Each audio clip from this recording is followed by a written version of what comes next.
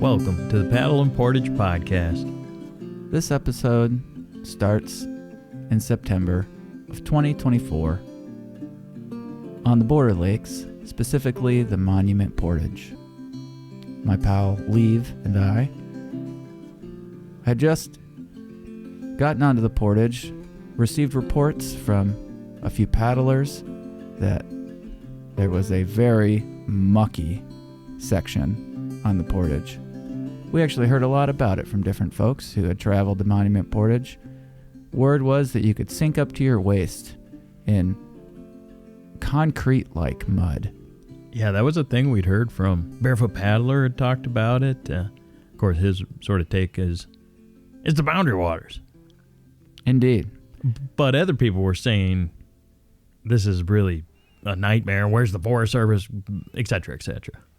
Indeed. So as we walked the boardwalk that starts that portage when you're going east to west, we were prepared to potentially navigate some interesting terrain. As we approached the low spot on the portage that basically looked like a average puddle on any portage trail, with this information in mind, we actually lined the canoe through the puddle and stayed on the firmer ground, just on the other side of some small trees. Not a problem at all, actually, with the heads up we got.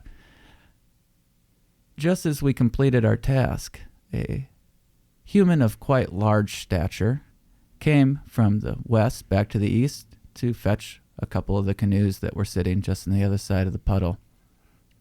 As the large human easily throws a canoe onto his shoulders, I get a glimpse of his face, and I say, "Darren? Darren Bush!" Of course, this fella looks at me and says, "Hi, who are you?" And I said, "Oh, it's M. Baxley. Good to see ya." And he says, "Great to see you too." And he actually put the canoe down and gave me a hug. Nice. That's an interesting thing because when you're saying this like large stature, I don't necessarily, in my recollection of Darren, is not like a big, tall, you're meaning like tall, big stature, tall person? Absolutely. Something about seeing Darren on a portage, I don't know if it just felt different than in the Alliant Energy Center, but he seemed taller, his shoulders seemed broader, and he just seemed to be more of a towering presence on that portage, not in just like a very natural way. As a compliment, of course. Yeah, boundary waters, strength and tenacity. Yeah. Vigor. Not sure if he quite put all the pieces together yet, but eventually he figured out who I was. Because it's not every day you run into a familiar face in the boundary waters. Right. And, of course, we've known Darren for years from Canoecopia. But when that's Darren's turf, when we see him at the Alliant Energy Center in Madison, that's in his zone. And it's like he's very much sort of in that I'm orchestrating this symphony kind of vibe. Exactly. But when you connect out in the woods like that, completely out of the context of Madison, Rutabaga, Canoecopia, it all of a sudden opens everything wide up. There was a facial recognition of some kind. There was an understanding that a familiarity, but not exactly like, oh yeah, it's podcast people. Exactly. We walked the portage with Darren and his wife and a couple of friends they were taken out into the boundary waters, I think, for potentially their first trip. And it was a real pleasant vibe and beautiful weather. And we paddled a good chunk of otter track on pace with them before I proceeded to lose my mind, being my first time on otter track, and basically lost all connection to reality and don't really remember what happened after that. I'm talking with Benny Ambrose or something. And I think his ghost visited, it maybe embodied me, actually. Nice. Well, most importantly is that Canoecopia is approaching. Exactly. And we've talked about on the podcast that we were selected as the official media partner for Canoecopia 2025 Paddle and Portage is, and that means we're going to have a highly visible presence at the event this year, which is March 7th through the 9th in Madison. We'll be doing a lot of interviews, and we're getting like a recording studio set up there, and we'll be sharing a lot of those interviews on the podcast and on the YouTube channel. So stay tuned for all that. We'll also be collaborating with Darren and doing some social media things, and just we're going to be around at Canoecopia. Let's put it that way.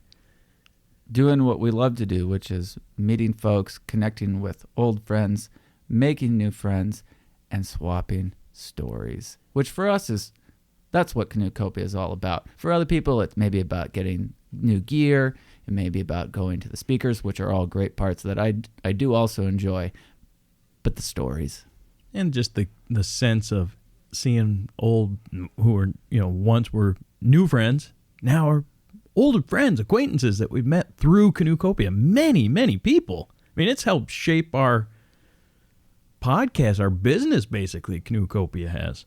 It has had played a major role, and so many of the folks that we now expect to run into, and we expect them to stop by our booth.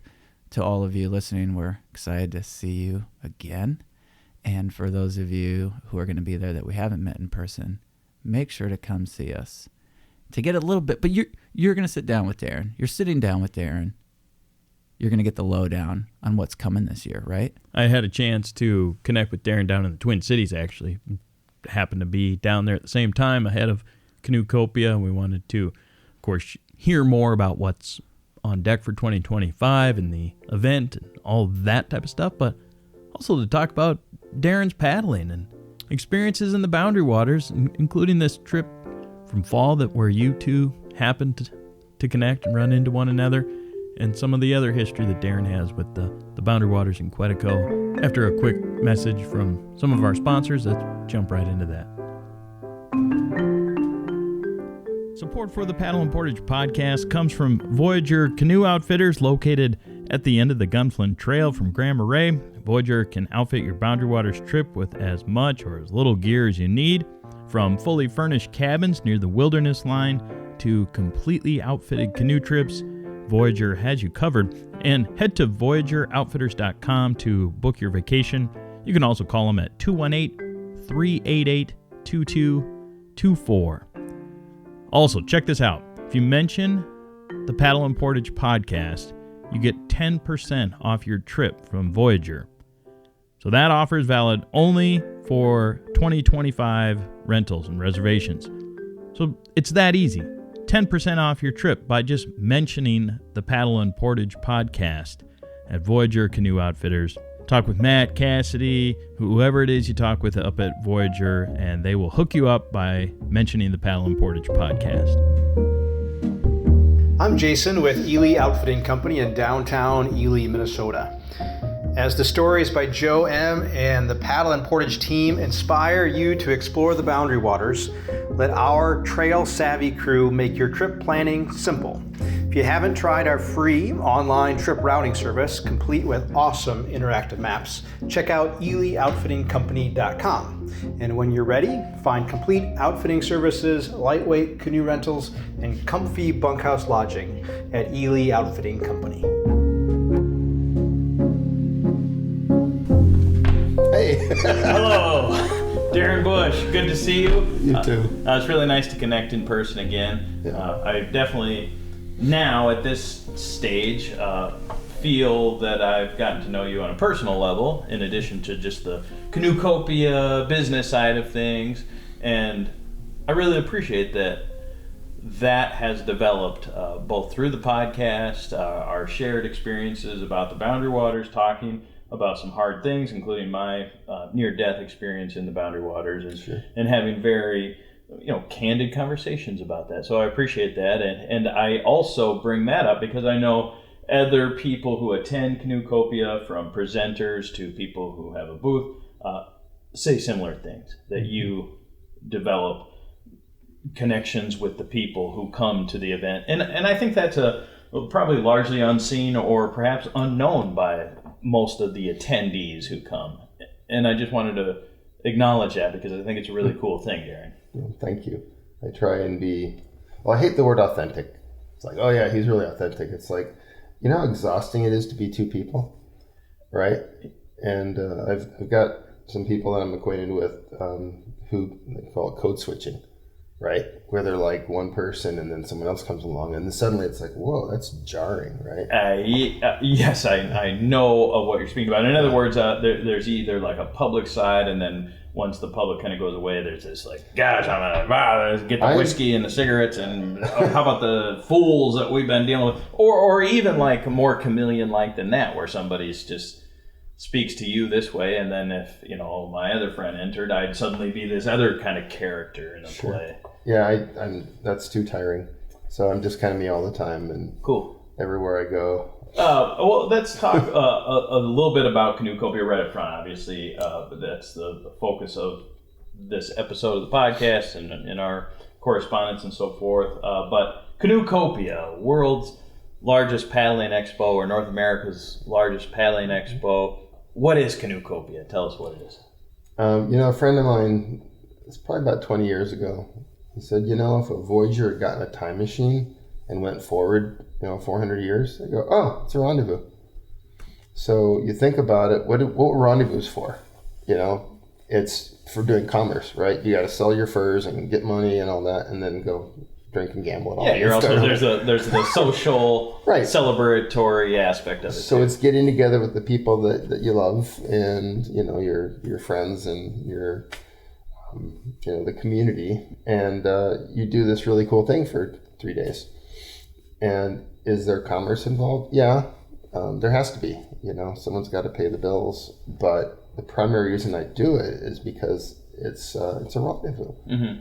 And the educational component of Rutabaga, of Rutabaga and of Canoecopia, is the most important thing to me. We need to teach people there's a Latin phrase, didactare ut docere, which means to delight in order to teach.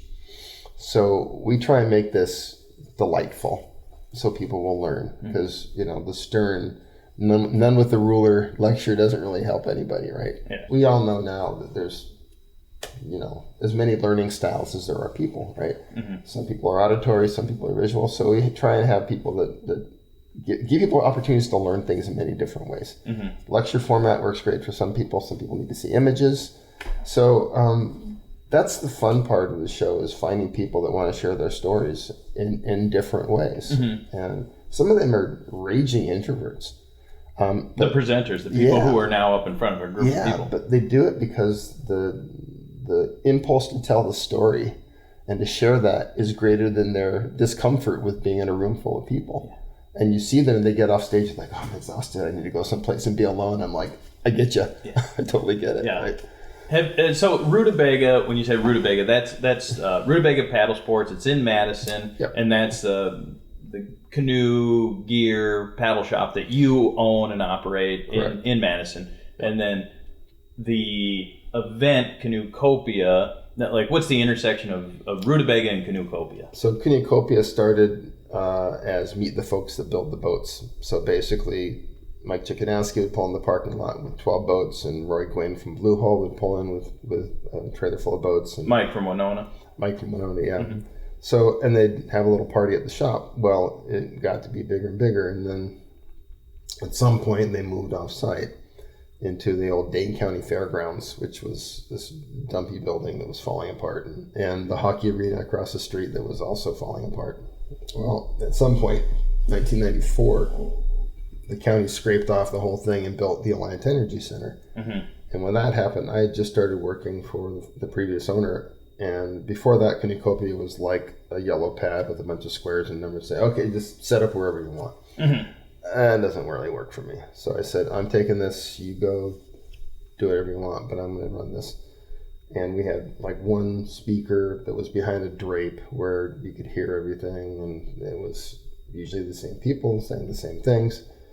And we moved into this new spot, and I said, no, we're going to do this right, and we're going to recruit good speakers that are going to tell their stories. We're going to make sure that we have a wide variety. So we have things like how to paddle in the Yukon, but That's cool, but most people aren't going to paddle the Yukon, right? Mm-hmm. But we also how to freeze dry your own food or how to dehydrate your own food. That's something that anybody can use, even if they're not going to paddle, right? That's cool. So we try and have a broad spectrum. So I turned it into an organized event. And before, it was kind of like buy a bunch of cheap stuff, discounted a lot, make giant piles of stuff with handwritten signs. And it was kind of like a big garage sale. And the most boring word in the English language is sale. And that was for a one day. Was it like a 1 day? No, it was 3 days. Okay, I see. But it wasn't a rendezvous. Mm-hmm. It was a sale. I wanted to create a community. Well, we wanted to create a community. It's we. It's not I. That would bring people together, paddlers, or people that are paddling adjacent, or people who want to be paddlers, or anybody who's interested in the outdoors. They don't have to be a paddler to come to the show. They can come and go to stuff about dehydrating food and buy camping gear and just not, pay attention to the canoe and kayak stuff. Mm-hmm. They don't, because why would you go to the Vatican and not see the art? Yeah, right. It's all there. So it got turned more and more into a community event with the sales component rather than a giant sale. Yeah, I got it. And there's definitely that vibe. I mean, so we're sort of speaking right now to people who haven't been to Canoecopia, like right. In the sense of what is it? It's a place where there's merchandise available. There's a retail side of it, as you said. But there's also this presenter, there's people that are sharing these things, as you're talking about, a variety of topics. And then there's just the mingling of hanging out with each other for a few days. These people who are interested in places like the Boundary Waters, the rivers of the Midwest, the rivers of Ontario, lakes, parks in Ontario, all over North America. So there's like that aspect of it that's happening a little more organically than a presenter at a time slot. There's and it's not necessarily just like some after hours, like in the evenings. It's throughout the whole 3-4 days that we're there. And I think that's the coolest part of it for the people who have been multiple times, is that it's new every year in the sense of reconnecting. But how was your last year of paddling? I did this, I did that, Right. Exactly. Yeah, we have 9 speaker rooms that run for the whole show every hour and a half hour. Yeah. So if there's something you want to learn, there's someone talking about it. Mm-hmm. But like clubs, like the your followers, the Canoe Country Bulletin Board, the used to be paddling.net. I don't think that really is happening anymore. But there used to be people that like wear their screen names so people could find them. They'd find themselves, and then they would go over to the Clarion next door and sit around at night and play music. And so there is a subculture there. Mm-hmm. Where there's the Canoecopia culture, but there's also the people that are in groups. So paddling clubs from all over will meet there and have their time together. And some of them even like will rent a room at the hotel next door and have a little reception or a party. Right. Yeah. Right. Yeah. It's a very social atmosphere for days that goes on. And you mentioned something about there's some of the presenters who aren't public speakers by any degree and get up and do these presentations. You don't have to name names unless they have a good sense of humor about it. But is there anybody over the years you've been doing this, decades, that just totally bombed or like had a really bad experience? Like bad experience speaking? Yeah, like it didn't work, or they just like totally missed the mark, or they were like, I panicked and I freaked out. No, that doesn't happen unless they're woefully underprepared. Yeah. And we collect feedback on speakers, and if they, get a bunch of 3s out of 5s and they're not, unprepared, whatever, it's like, sorry, I can't have you back. Uh-huh. The worst was a guy who came and he didn't understand the assignment, right? Okay. You talk about where you work, so like an outfitter, so like Steve Nelson and Ginny Nelson will come. That's Spirit of the Wilderness, right? And they'll talk about the Boundary Waters. But it's not an infomercial for them. It's not like, hey, you need to come to us. It's like they just talk about a place they love, right? The Boundary Waters. The Boundary Waters, yeah. Right? So they get it, in other words, you're saying. They understand the assignment. Yeah. Now, if they share 50 minutes of information about these pictographs or whatever, people are going to naturally want to go to them and talk to them about it, and we'll use their services, right? Yeah, so they make the connection between that the presentation can be about your business, but you don't have to ram it down the throat. No, So what happened to this dude or whoever it is? But furthermore, when you do that, people complain. Yeah.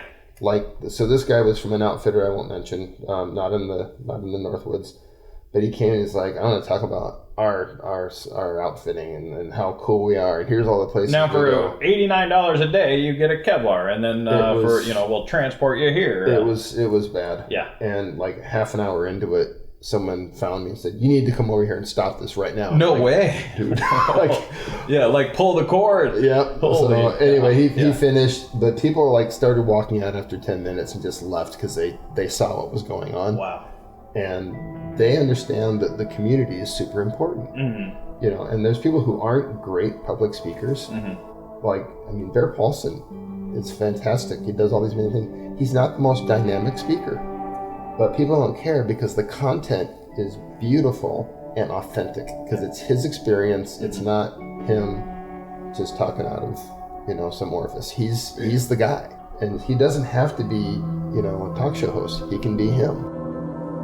Mona, who does the dehydrated food thing, she's this quiet, just sweet person who just goes about doing her thing, and people love to listen to it, and she has a little bit of a following, which makes her incredibly uncomfortable. And I love that most of our speakers are like, I don't really like people putting me on a pedestal, and I totally get that, because get that, you're Mr. Canoecopia. I'm like, no, I'm not. Right. So you mentioned, it sounds like, Bear has a pretty good presence there.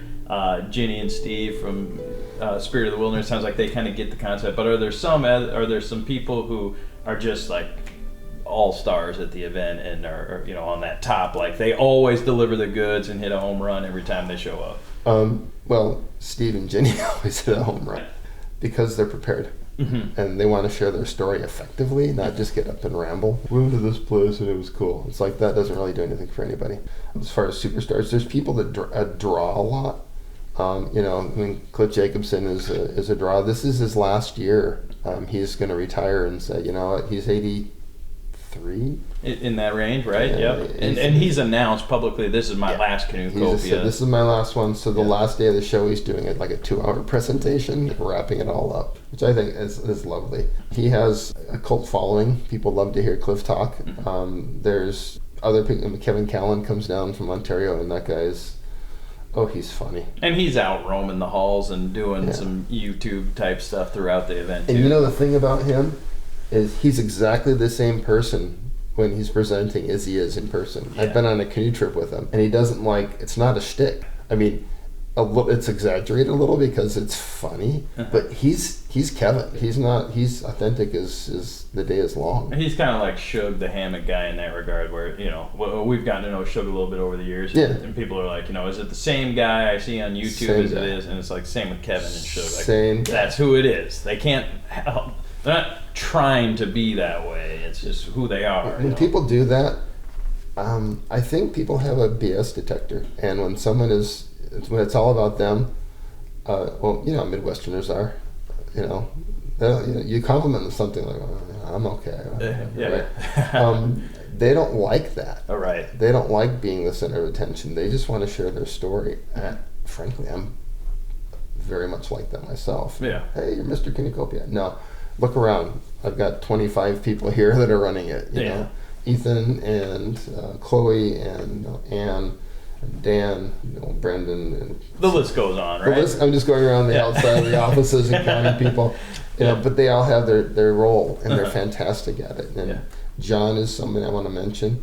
John is never seen at the show because John runs the warehouses during the show. So he's over there in the warehouses, sometimes cold, and we put a camper over there for him to use.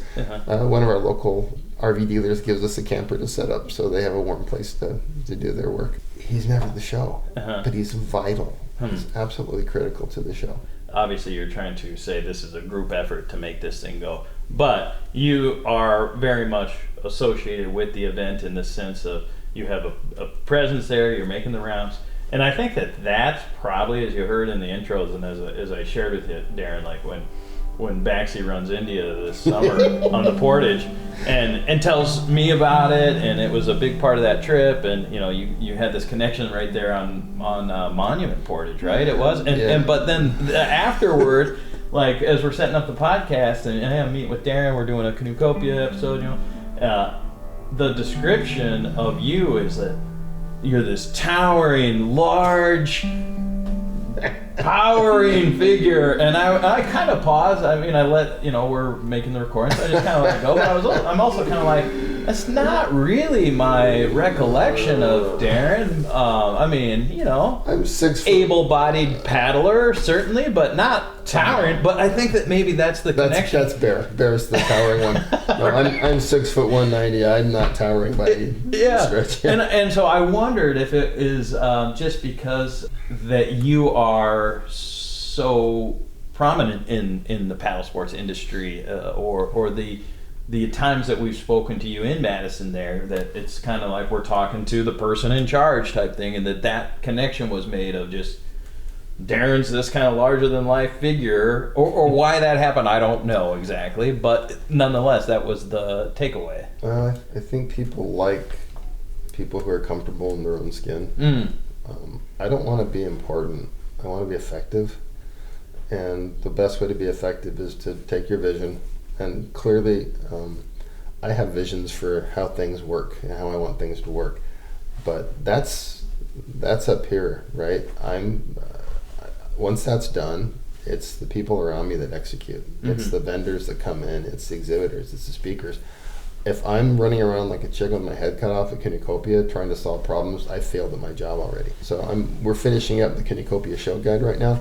I'm leaving for Baja for a paddle trip on Wednesday.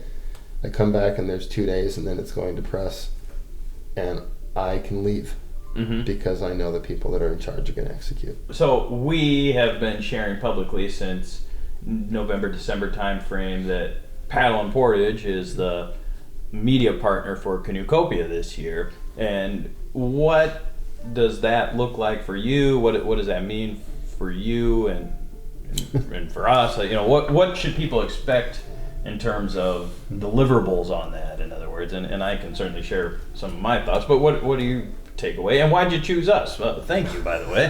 It's a great thing. Very honored. So, thank you. Why'd you choose us, and what's that mean? This made sense. I mean, I make a lot of decisions intuitively, seat of my pants. I didn't do a sort of, okay, if I do this, you do this, and it's going to be this great thing, and it's going to be, I mean, to me, I like to associate with good brands, with good people, and you guys are creating your own brand right now, and that sounds very markety, but I mean, I don't have anybody at the show that I wouldn't want to paddle with. There's nobody there who makes stuff that I wouldn't use.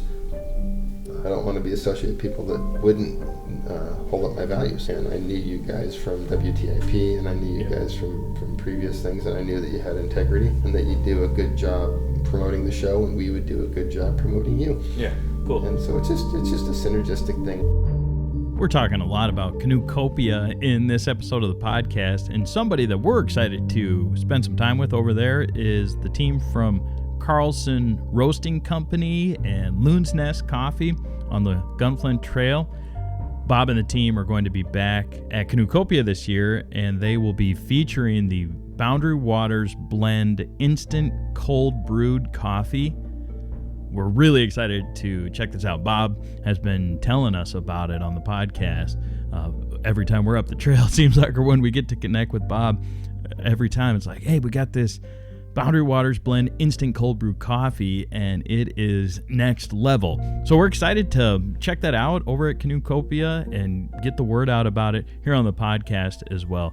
So we'll see them over at Canoecopia. Hopefully you're going to be able to check it out there too. And if you can't make it to Canoecopia, go to carlsonroasting.com and check out the Boundary Waters Blend Instant Cold Brewed Coffee. They have other coffee there too that you can order whole bean and have that shipped. We did that over the holidays, sent that out as a gift to some people. So check it out, carlsonroasting.com. We'll see them over at Canoecopia. Appreciate their support here on the podcast.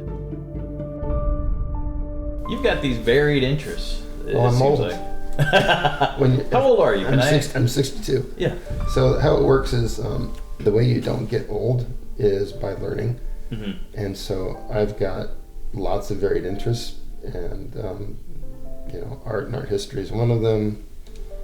Obviously Italian. I lived in Italy and love Italy, but I just like learning new stuff. I write for the local newspaper about outdoor stuff. Oh, cool. Just did an article about Ferdy Good, who is a birch bark builder up in northern Wisconsin. Nice. And what does the newspaper readers care about a birch bark builder? They don't. They care about this really cool guy that found his way through a series of events in his life that he was self-directed and learned to make birch bark boats. If I could only do one thing the rest of my life, solo canoeing. And people say, "What do you like to paddle the most?" Well, if I close my eyes and imagine myself in a position, it's in a solo canoe. And I like kayaking. I like sea kayaking. It's great for Lake Superior, but I like paddling solos. Yeah. Are you seeing new faces at Canoecopia when we're talking about this like familiarity and like your solo? That came to my mind because of like the solo aspect, and we at a certain point accumulate most of the gear we need, and that can continually evolve, or we need another canoe for this specific reason. Kind of the the sort of the idea of too many boats, as our pal in Nashville, Jerry, would say, right? So there's like that sentiment to it, but are there new faces that come to Canoecopia that are like eyes wide open type thing? Yeah, people walk in who haven't been in there and just go, "Oh my gosh." And we've got some friends that we met at church, and he's senior vice president of a giant biotech company, and we talked at church. He's like, "What do you?" I said, "I've got an outdoor shop." He's like, "Cool, yeah." He walked into Canoecopia and he's like, "I had no idea. This is what you do?" And I'm like, "Yeah." And this guy's got an MBA from Wharton. He's a smart dude. And he's like, I said, what are you doing here? I said, thinking bigger than I should, I guess. But I want to create community. And there's a book called Strengths Finder. Have you heard of it before? No, it's a cool book. Basically, people talk about the things that they're bad at. Okay. Right? These are my weaknesses I need to get better at. Yep. This, you take a test and it goes through, and it basically gives you your top 5 things that you're good at. And for me, number 1 was community building. Just, that's how it showed up. So I'm bad at a lot of things. I'm unskilled. The good news is I can hire people. What's something you're bad at? I suck at accounting. But I've got a really good accountant who's really good at showing me what I need to know and ignoring the stuff that I don't. I'm ADD, so I'm bad at detail, but that's okay because I hire people that are good at detail. So you just fill in where your weaknesses are. But I know my strength is creating and building community, and I do that, one person at a time. Right? That's my best. My best work is one person at a time, and I'm a volunteer hospice chaplain, so I spend time with people who don't have a lot left, right? That's some of my favorite work. I love it because things get really real, right? When it's like, you're gonna die, right? And they know that. And I had a patient who was old and crotchety and addicted to Fox News, and every time I saw him, he's like, "Oh man, I'm really concerned what happens if the Democrats take over," and blah blah blah. I'm like, "Dude, you're gonna be dead before the election. Why are we talking about this? You should watch National Geographic, watch the Puppy Channel, right? Do something that feeds your soul." He's like, "I suppose," which is how Midwestern old man says, "Screw you." Right. But I love this guy, and we had a really strong connection. Just as human to human, even though we had like 0 in common politically. But he's a good person, right? And so after I'm not doing Rutabaga and Canoecopia anymore, I'm going to be a hospice chaplain. Right. So that's creating community. It's a community of 2, right? Are you sensing that the end of your tenure, either with Canoecopia or Rutabaga or the stuff we're talking about? Are you? I mean, you kind of keep coming to that in the sense of I'm picking up that maybe you're starting to think about some of that stuff. Well, exit strategies with outdoor retail shops are very complex. No one's going to walk in and write me a check and walk out like if I sold widgets, right? Darren's widget company, grosses $10 million a year and their net operating profit is this, and I pay them a multiple of it and buy their thing. It's straightforward. This is not straightforward, right? How do you sell something like this? Well, usually you find it's more like finding an heir. Is there a financial component to that? Well, yeah, of course there is. You have to get something for what you build. That's not the thing that I'm really concerned about. I'm concerned about it continuing to exist. And it won't be exactly the same because it shouldn't be, right? It should be whoever comes in should put their own spin on it. And but it's going to take a long time for this to happen. I'm not just going to pull the switch and say, I'm done. I got it. But I'm thinking about it. I'm 62, right? And I don't want to be doing this when I'm 75, right? You don't want to fall into that Joe Biden kind of role of having people go, he's still there. He probably shouldn't be there. You want to leave on your own terms, right? And I don't want to. I don't know. I love the community. I love paddle sports. I love what I do. I just don't like how much of it there is. So I'd like to back off, and I'm starting to do that a little bit. Like I'm taking a half day off on Wednesday, which means I leave at 2, right? And that's okay. Just get a little bit extra time. I got you.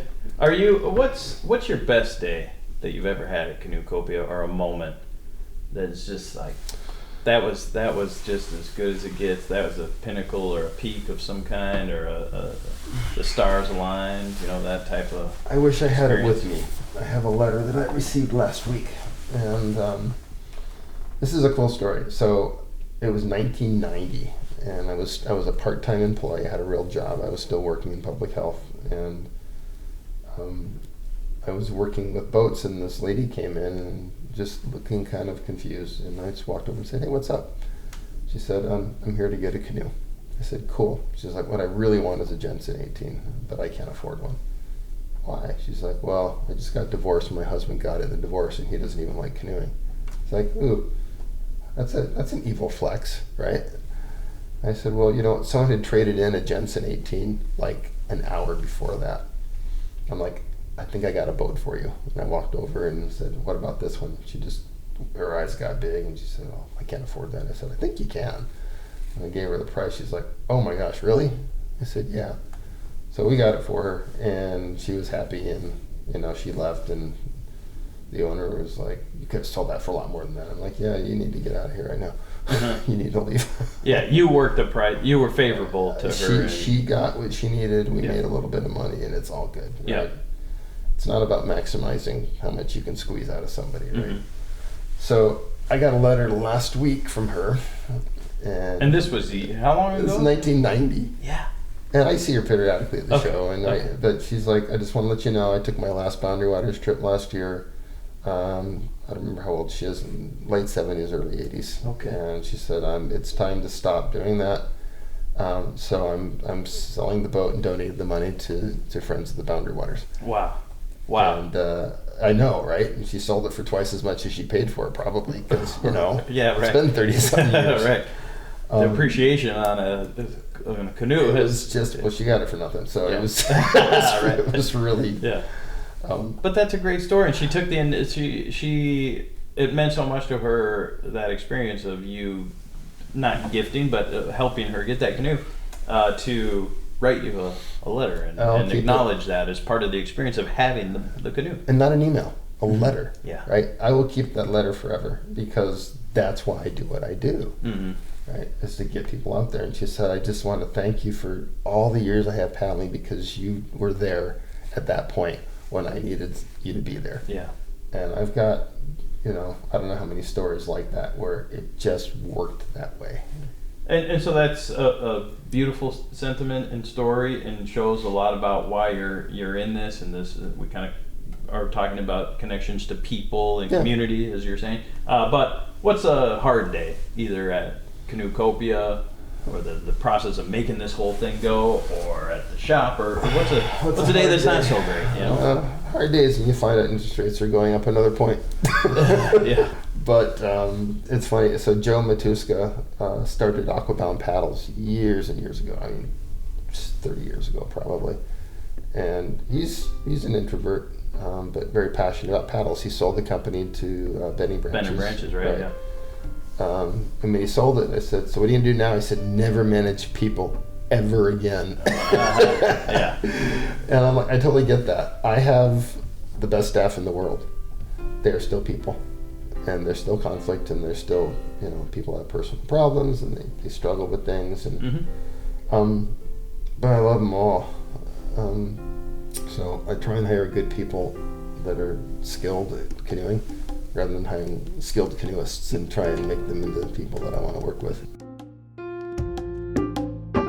In our first year at Canoecopia, which was maybe 2018, 17 or 18 probably, I think was our first year when we were out in the lobby area, or the atrium, or however we want to describe that, is that we had to tell some people like where the Boundary Waters was, or show them on the map, like, oh, this is where the Boundary Waters was, or we kind of showed up thinking it was like a Boundary Waters expo or a Boundary Waters kind of event, and it isn't. I mean, there's most of the people know it and have paddled there, BWCA or Canoecopia or both, but not everybody. And I think that that's a unique thing, that this isn't like a Boundary Waters celebration per se. It's a paddling expo. Right. And it's something interesting. The goal would be to have 90% of the people not know where the Boundary Waters is, because everybody knows why you're there, right? And it's you want people that are new, and you asked, are there new faces? There, new speakers, younger speakers, but not as many as the industry needs, because the boomers are aging out, and people like my friend is selling her canoe and she's not going anymore. So the numbers for what people are doing more and more and younger is not great for the industry. And so there's two things I can do. Number one is throw my hands up in the air and say, crap, we're screwed. Or I can say, okay, we need to go find and create new paddlers. So I'm, again, targeting specifically the people that I think need us the most, not the people that are going to make us the most money. Yeah. So instead of saying, oh, the demographics, aging and blah, blah, blah, it's like, no, I need to go find people and tell them how this is going to make their lives better. It's not just, you need to sell more product. It's like, yeah, I do, right? But the big thing is, how do you make people's lives better? And paddling, no one's ever paddled and said, man, my life sucks more, right? It doesn't work that way. Right? Everybody loves to be out, and if you show them and give them the tools, you change lives. And I have a billion stories. This is a good one. A woman came in the shop, said, hey, I love canoeing. I love to be outside. I love to do all this outdoor stuff. My husband is a computer programmer. He uses his body to hold his brain in place. He's not an outdoors guy. He's not an active guy. I want to do these things, and I can't do it.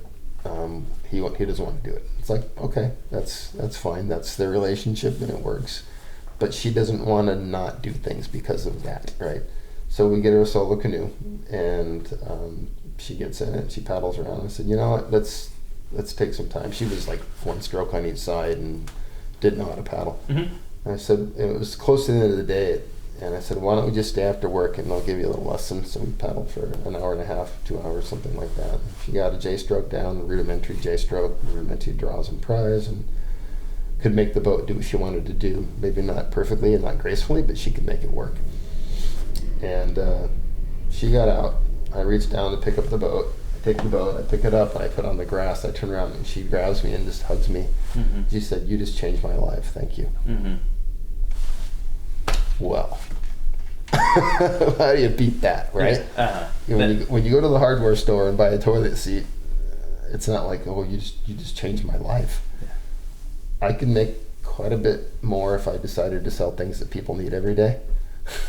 Right? I mean, this is why SC Johnson is a multi-billion-dollar company, is they sell toothpaste. Our stuff lasts too long, right? We make stuff that lasts. People trade in boats that are from 1975. I've got 3 wood canvas boats. One of them was built in 1929. What are you gonna do, right? So the only way to grow the sport is to get new people to come into it. And the only way to do that is to show them what it really is rather than what they think. Mm-hmm. Well, I paddled before. I was a Boy Scout. It's like, okay, I'll teach you anyway, right?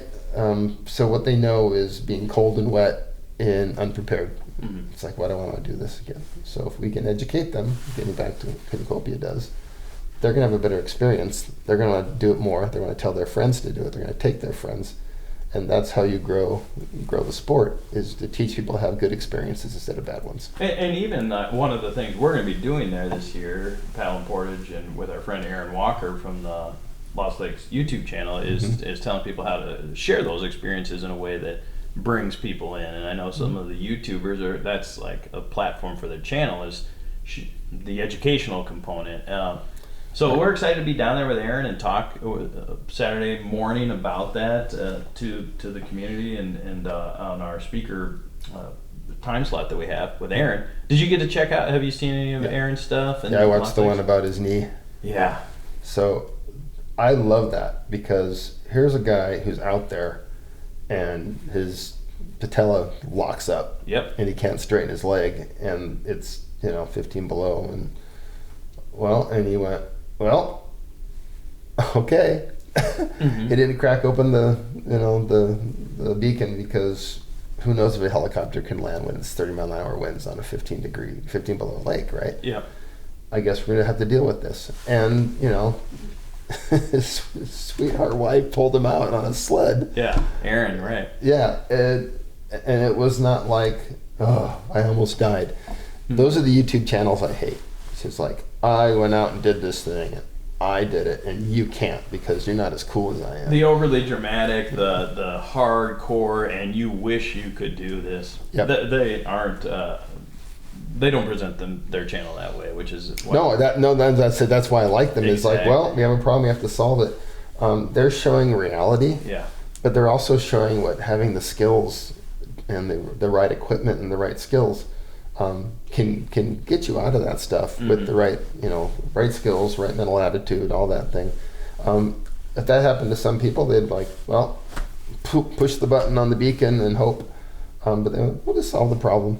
Right. Yeah, right. And that's something that we're going to be talking about, is that incident situation specifically. Aaron's wrote an article for Paddle and Portage about that experience as well, and so Saturday morning we'll be talking about that. And you mentioned Cliff and his lengthy time slot, or appropriately for his last Canoecopia. So I know you're excited about that, and other people we've talked to too. Other presenters or things that for 2025 that just like are a can't miss in your book, or that you're excited about, anything new, something like that? All of them.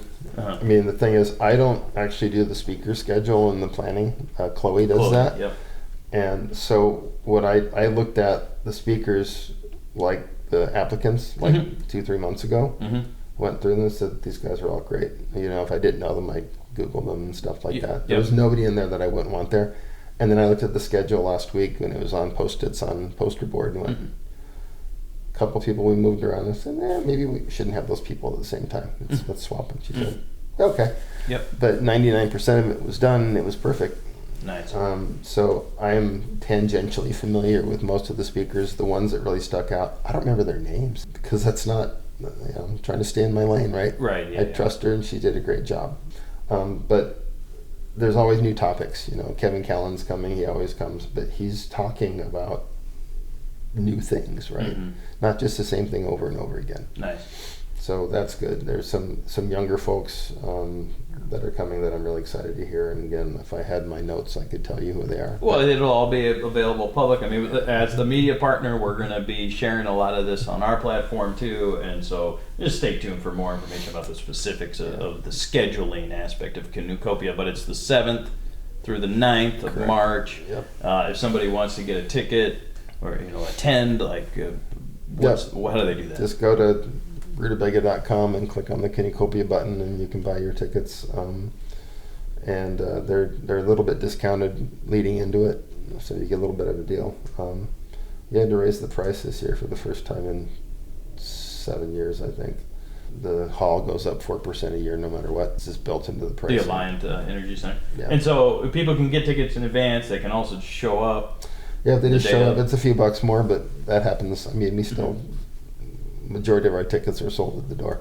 And can you get an individual day if I'm coming only Saturday because of my work schedule or whatever? That's So cool. yeah, so if you buy one day, it's this price. If you buy 2 days, it's the same price as 3 days, because we want people to, stay for another day if they want to. You can buy a Friday, a Saturday, a Sunday, or a Friday, Saturday, or Saturday, Sunday, or all three. I got it. Yeah. Yep. Okay, great. Well, we're excited to be there, Darren. I really appreciate hearing some of your stories and the past of Rutabaga, Canoecopia, your experiences, running in a backstay on the Portage, all these things that just continue to build a foundation for a professional and personal relationship that here, I mean, with Bear, actually myself now, like, we know you, and it's an important relationship, and we really appreciate And it. who's your other investor? I don't know. Ann Passus is our other investor. I don't know her. Yeah, you maybe, I when you're probably at should, North right? House or when you were up at the radio, you maybe would have, communicated with her. She is such a supporter and somebody who thinks critically about the content that we're creating. She's also our copy editor and does a fantastic, like A+ kind of copy editor, which is so valuable to have. And is somebody who's intrigued by Canoecopia. It hasn't been over yet, but like is somebody that's so helpful to have along with Bear as we're talking about the future of Paddle and Portage and this boost from being the media partner of Canoecopia, Darren. Like, it's a big deal to us. I mean, I know I'm kind of downplaying it here on the podcast a little bit, but like, it's a big deal, and we appreciate it so much. And Bear and I can't say enough about how much that meant to us to have that offer extended. So thank you. Oh, my pleasure. I love to help young things grow. We've got a guy coming to the show who's brand new. He said, I can't afford it. I'm brand new. I just started a couple of months ago. I'm like, you know what can you afford? He told me. I said, I'm shooting myself in the foot by saying this. I said, yeah, this year I'll give you a little bit of a break. He's like, oh, that's awesome. I can come. So he'll be back. But duh, it's the right thing to do. Yeah, cool. And the right business decision is always the right human decision. There's never been an exception to that for me. Darren, thank you for this conversation and all these opportunities that you've presented us and many, many, many other people over the course of your career. So thank you, Darren. Thank you.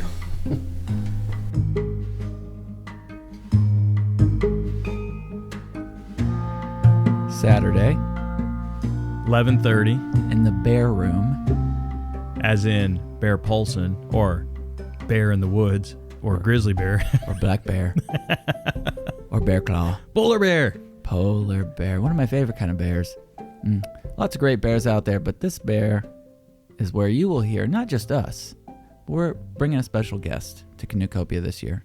Aaron Walker. Aaron from the Lost Lakes YouTube channel, who's been writing for Paddle and Portage and is on one of the next episodes of the podcast, actually, is going to be joining us, Paddle and Portage, at Canoecopia this year. And in this presentation at 11:30, Saturday morning, in the Bear Room, we're going to be talking about sharing your stories, paddling, different platforms for how you can communicate effectively about these amazing trips that we all take all over North America. Yeah, not only will we be talking about how to share those stories, we'll be also sharing stories as we move through that experience with you all. And if you want to have a longer conversation with Aaron, you can just stop by the Paddle and Portage booth, because Aaron will be there with us supporting and promoting all the great paddling that we do and connecting with you. Yeah, we're really excited to travel. Aaron's up in the Thunder Bay area in Ontario. She'll be crossing the border and following us over to Madison. It's going to be great.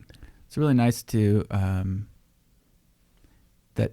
that Darren and all the folks that put Canoecopia together have created a place where we get to do this, where we get to invite Aaron, where we can say really confidently with a lot of excitement, come to this event. It's a lot of fun. You meet a lot of amazing people, and we're gonna make memories. Well, as you heard from Darren in the conversation, he obviously is still very passionate and spirited about this event. And, we've seen some of the harder times. I think COVID was a major disruption to just the flow of the whole event and that annual thing. When it gets shooken up like that, or basically doesn't happen for 2 years in person, to see it now come back. Remember that first year in 22 when we went, it was like, is it the same? People were kind of trying to figure it out or something, and now it's just back into this, like... Back in the flow. In the flow. Exactly. And as any paddler knows, it's all about staying in the flow. We're going to be on the inside of the main exhibit area this year. North Star Canoes sort of adjacent to us, as you'll be able to see them real easily. Bear Paulson, speaking of Bear, is going to be bouncing back and forth too between paddle and portage. He'll be around the booth too. So please stop by and hang out with us, share some stories. And as we said, we'll be recording interviews on site this year. So it's possible you've got a story you want to share that we could do it even right there. Yeah. Be prepared, people. Be prepared. No slacking off. This is trip planning now. I want you to get in trip planning mode, but with your story. Have it ready. Write it down if you have to. Take some notes. Come with an outline if you must. Or like Freddie and I do, just improv. We'd be happy to sit down. It's our greatest joy, as a matter of fact. Mm-hmm. Yeah, so we look forward to the event. We look forward to seeing you at Canoecopia. And thanks to Darren for sharing his paddling adventures with us on the podcast. And we look forward to getting reunited back in Madison. We appreciate you, Darren. I saw Darren Bush when I was lost in the bush. He was a man of great height.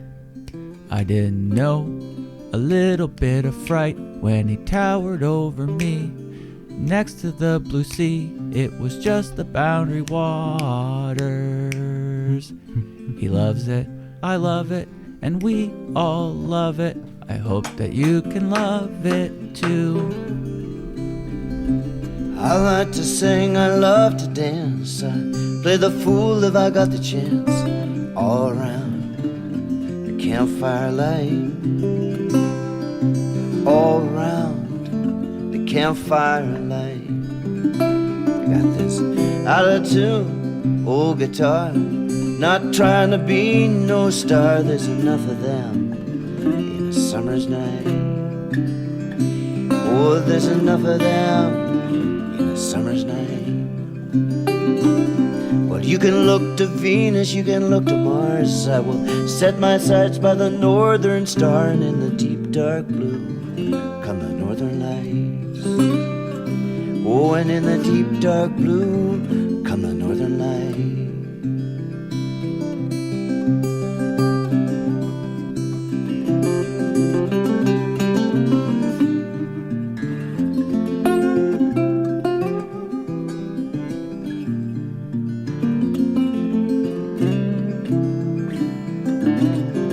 Sing when I paddle canoe, feeling, not thinking if the strokes are true.